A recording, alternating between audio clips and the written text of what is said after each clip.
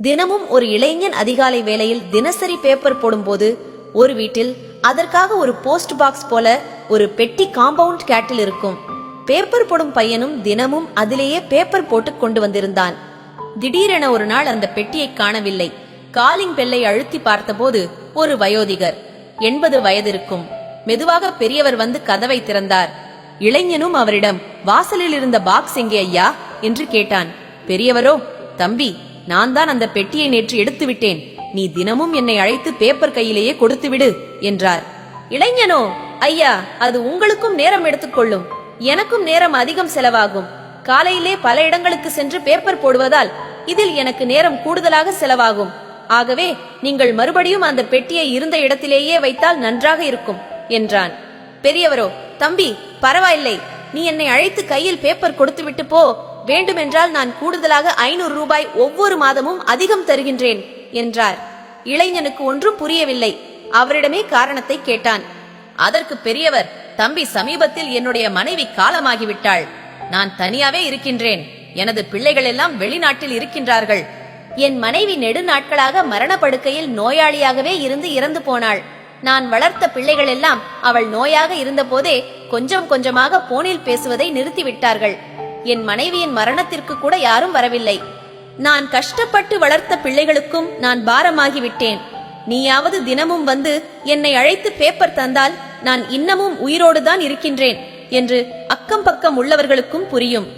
ஆரம்ப காலங்களில் என் சந்தோஷம், என் தனிமை என சுயநலமாகவே சிந்தித்து அக்கம் பக்கத்தினர் வலிய வந்து அவர்களாகவே அன்பாக பேசிய போதெல்லாம் ஏதாவது உதவி கேட்பார்கள் என நானாகவே நினைத்துக் கொண்டு ஒரு கட்டத்தில் அதை தொந்தரவாக நினைத்தும் காம்பவுண்ட் கேட் என போட்டு அவர்கள் வருவதை முற்றிலும் தடுத்து விட்டேன்.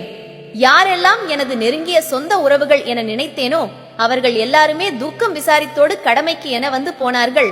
ஆனால் யாரெல்லாம் வரவே கூடாது என நினைத்தேனோ அந்த அக்கம் பக்கத்தினர் தான் என் மனைவியின் இறுதி சடங்கில் இறுதி அடக்கம் வரையில் எந்த பலனும் எதிர்பாராமல் இருந்து உதவினர். இப்போது நானும் வயோதிகர் என்பதால் பக்கத்து வீட்டில் உள்ளவர்கள் கூட என்னோடு பாசத்தோடு சிநேகம் கூடிய வார்த்தைகளோடு என்னிடம் பங்கு வைப்பதில்லை. காரணம், பணம், அந்தஸ்து என்று உயர்ந்த நிலையில் வலிய வந்து அன்பாக உறவு கொண்டாடிய அந்த நல்ல உள்ளங்களை மதிக்க தெரியாமல் தடுத்த பாவியான என்னால் எந்தவிதமான நன்மையும் வராது என்றுதான். அவர்களும் என்னை தொடர்பு கொள்வதில்லை. ஒருவேளை நீ பேப்பர் போட தினமும் என்னை அழைக்கும் போது நான் வரவில்லை என்றால் நான் அன்று இறந்து விட்டேன் என தீர்மானித்து விடு. உடனே அக்கம் பக்கம் உள்ளவர்களையும் போலீசிடமும் அழைத்து சொல்லிவிடு. அப்புறம் தம்பி, என்னுடைய பிள்ளைகளின் வாட்ஸ்அப் நம்பரும் தருகிறேன். ஒருவேளை நான் இறக்கும் போது தயவு செய்து என் பிள்ளைகளுக்கு வாய்ஸ் ரெக்கார்ட் மூலம் என் மரணத்தினை சொல்லிவிடு. இதையெல்லாம் கேட்ட அந்த இளைஞனுக்கு கண்களிலிருந்து தாரை தாரையாக கண்ணீர் வந்தது. சொல்லிக் கொண்டிருந்த பெரியவருக்கும் குரல் தழுதழுத்தது. இன்றைய நவீன உலகில் தனித்தீவாக உள்ள வீடுகளிலும் ஒவ்வொரு அப்பார்ட்மெண்டிலும் இந்த மாதிரி முதியோர்கள் இருக்கத்தான் செய்கின்றார்கள். சில முதியோர்கள் வாட்ஸ்அப்பில் தினமும் குட் மார்னிங் என்றும் வணக்கம் என்றும் அனுப்பும் போதெல்லாம் இந்த பெருசுக்கு வேற வேலை இல்லை, இது ஒரு தொல்லை என்று நினைத்து பலரை நானே பிளாக் செய்துள்ளேன். இப்போதுதான் அதன் உள் அர்த்தமே புரிகின்றது. அவர்கள் எல்லாம் தனிமையில் வாடுகின்றவர்கள், அன்பிற்காக இயங்குகின்றவர்கள். 4 வீடுகள், 4 கார்கள் என இருக்கும். ஆனாலும் கூட பேச்சு துணைக்கு யாரும் இல்லை.